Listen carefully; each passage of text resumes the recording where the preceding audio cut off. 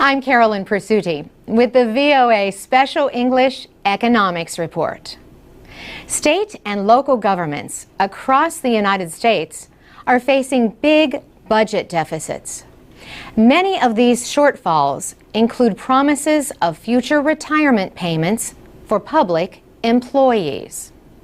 Several states have had to borrow money for pension plans that have fallen below required funding levels. Pay and benefits for public workers have been a target as state and local governments try to cut spending. At the same time, there are efforts in several states to reduce the negotiating rights of public employees. In many cases, public employee unions have agreed to accept lower pay, but they oppose efforts to limit collective bargaining. An effort by Republicans to do that in Wisconsin led protesters to occupy the state capitol building. Almost every state requires a balanced budget, yet worries that state and local governments might not be able to repay their debts are now adding to the costs of borrowing.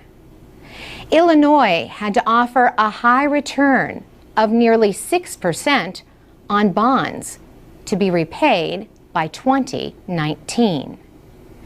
Experts say on average, public employees are paid less but have better benefits than workers with similar skills in private jobs.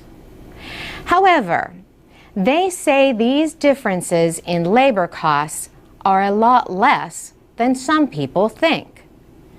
Still, traditional pension plans pay a set amount for as long as a retiree lives.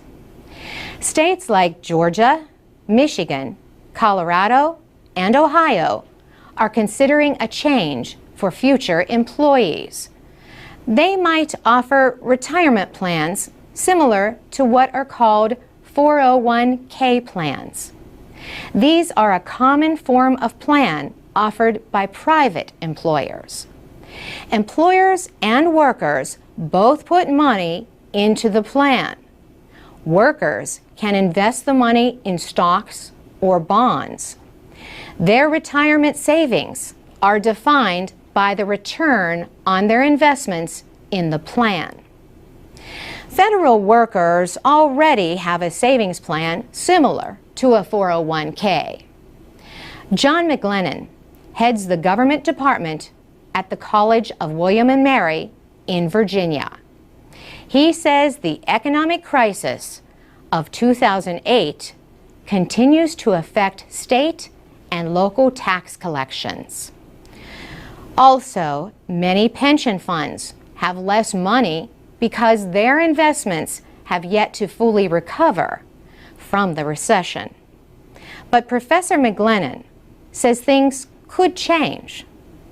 He says states might not be in good financial condition in the next few years, but they usually recover more quickly than we think they will.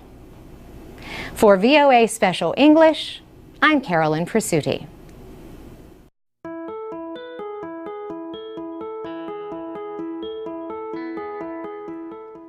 From VOA Learning English, this is the Economics Report. The United States is considering the future of an American law called the African Growth and Opportunity Act, or AGOA. This law allows countries in sub-Saharan Africa to export some goods and natural resources to the United States without duties. AGOA is set to end in 2015. It was signed into law in 2000 and has been extended once already. Earlier this month, American Trade Representative Michael Froman met with African ministers in Ethiopia, for talks on the possible renewal of AGOA. He said the United States is interested in African trade talks with the European Union. He said American officials want to know about the results of those talks before they decide what to do about extending the law. Mr. Froman said African partner countries need to think about how they want to work with the United States on renewing it.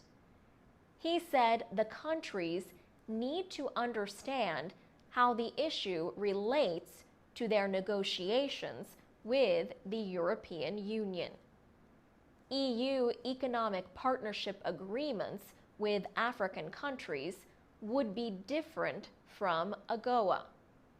Not only would African products be duty-free in Europe, European goods sent to African markets would not be subject to import taxes either.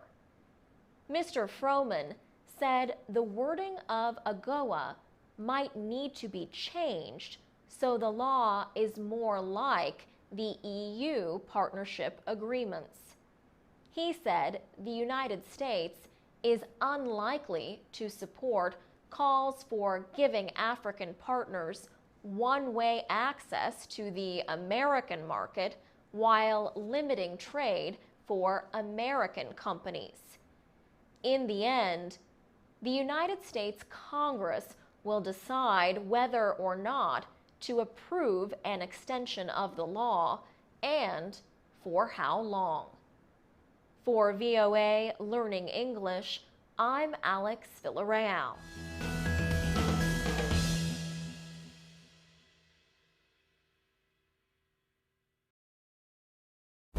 This is the VOA Special English Economics Report. In June, leaders and top finance officials from the world's 20 biggest economies gathered in Toronto, Canada. One of the big issues they discussed is how and when to reduce deficits and economic growth measures as conditions improve. Chancellor Angela Merkel defended Germany's decision to cut spending by $100 billion over 4 years. But some experts say the world economy is still too weak for Europe's biggest country to reduce spending. Earlier this year, Germany was slow to react to the Greek debt crisis. European countries later had to agree to a nearly $1 trillion rescue for the euro area. Other countries, including Britain, France, and Japan, have also announced cuts.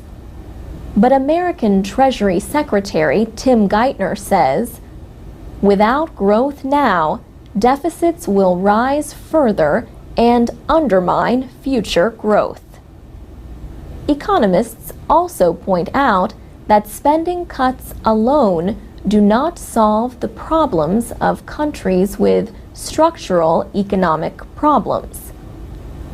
G20 nations are also struggling with financial reform issues. These include new rules for risky financial products and closer supervision of banks.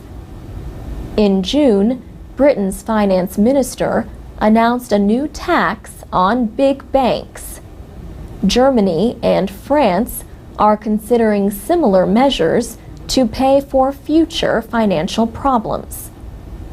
President Obama proposed the idea for the United States in January. But how many countries will join Britain is not clear. 19 countries and the European Union form the Group of 20, including developing economies like Brazil, China, India, and Russia. Economist Sebastian Mallaby at the Council on Foreign Relations says G20 nations should work together on financial reforms. G20 nations also face the issue of trade imbalances, like the one between the United States and China. China said it would not discuss the dispute over its currency at the Toronto summit. But China announced it will slowly let the value of the yuan rise. It later reached its highest exchange rate in 2 years. China's export prices may rise, but an American diplomat said the action takes an irritant off the table in the U.S.-China relationship. And that's the VOA Special English Economics Report. For more news about economics, visit our website at voaspecialenglish.com. You can also comment on our programs and find transcripts, MP3s, and podcasts. This is the VOA Special English Economics Report. 11 countries first began to use the euro in 1999. Today, 17 of the 27 members of the European Union are in the euro area. The euro's foreign exchange value has remained strong against the dollar and other currencies. But economic growth in the euro area was only 0.2% from April to June. Europe's biggest economy, Germany, grew at half that rate. Ireland, Portugal, and Greece have all required rescues. Greece received emergency loans twice. Debt and other problems in southern Europe remain a big concern. In early August, the European Central Bank bought more than $30 billion in Italian and Spanish debt securities. Italy and Spain have yet to recover from the worldwide recession. The purchases of their government debt helped reduce their borrowing costs, but the bank will probably have to act again.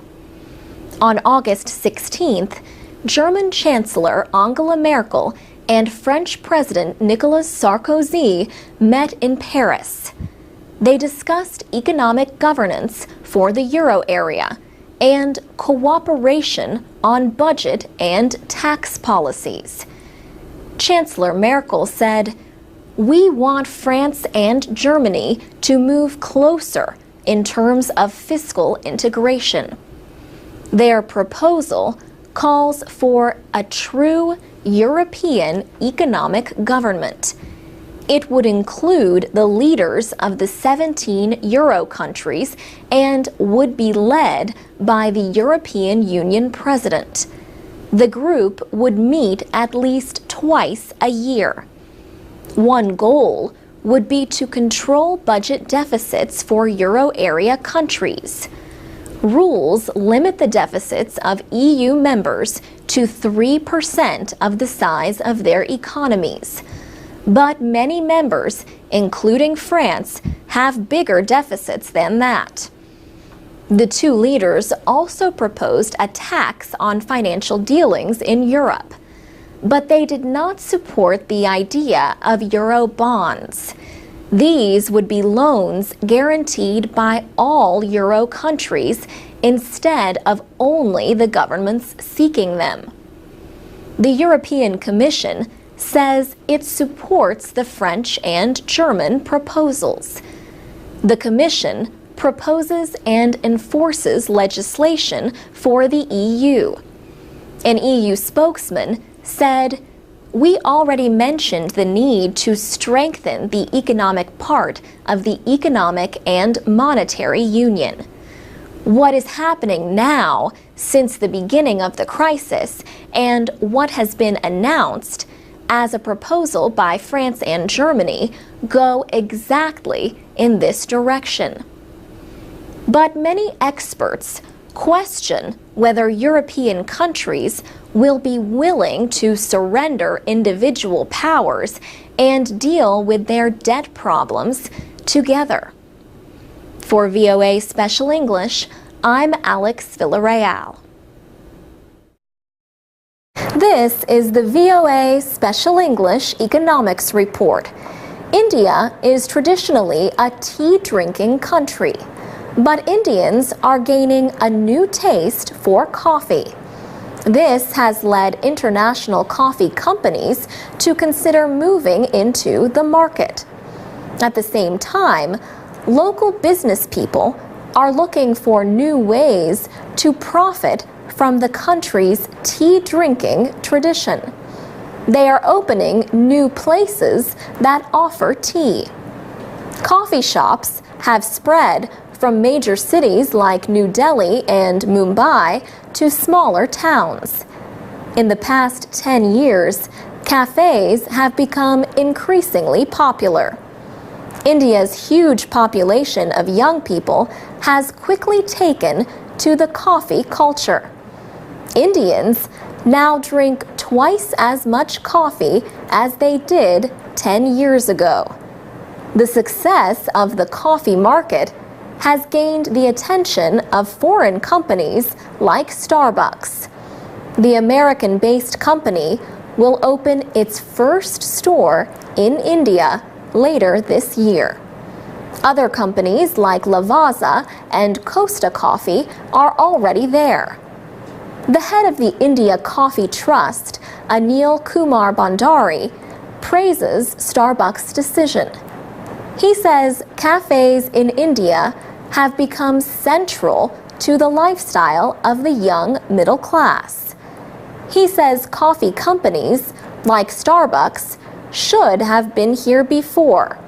Almost any cafe chain which has a reasonable quality with its service, ambiance, and food, and coffee first, will succeed in this country. Look at the young population, he says. They are all taking to it like ducks to water. India has over 1 billion people. Business experts point out that half of them are under the age of 25. Yet, even with the growth in coffee drinking, Indians still drink 8 times more tea. They have been drinking tea for more than 150 years.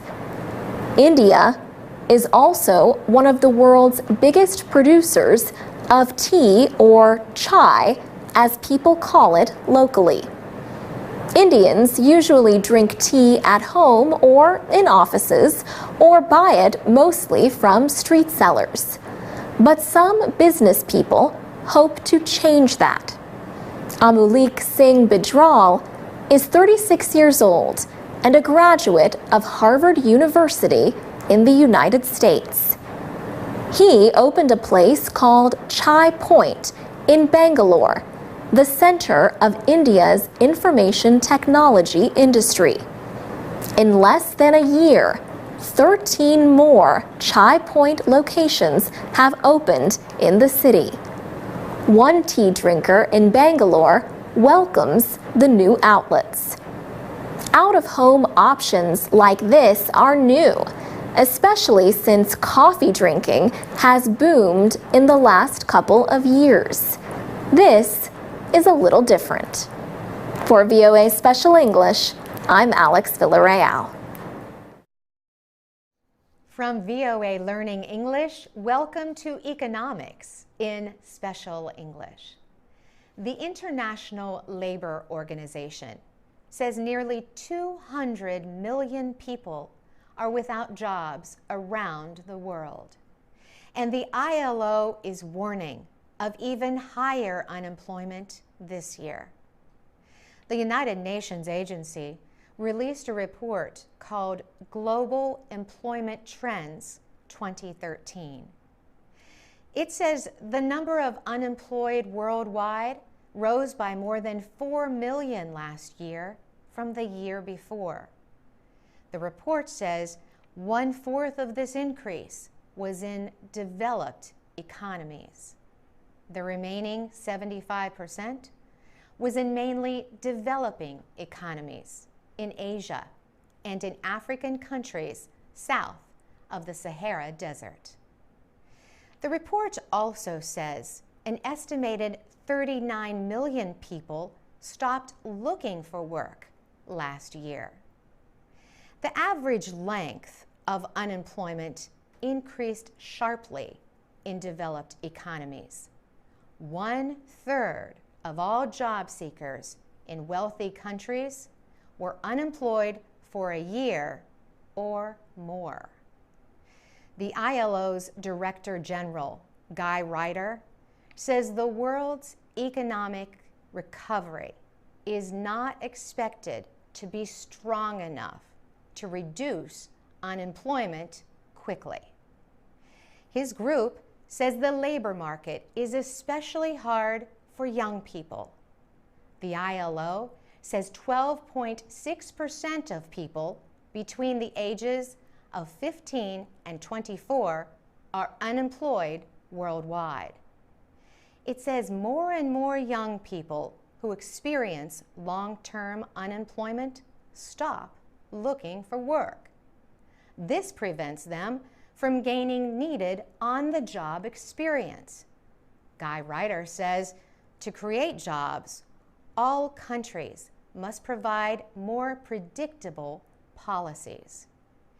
He says these include measures to raise wages and support buying. He says countries should enact reforms to strengthen their banking industries so banks can provide credit. For VOA Learning English, I'm Carolyn Presutti.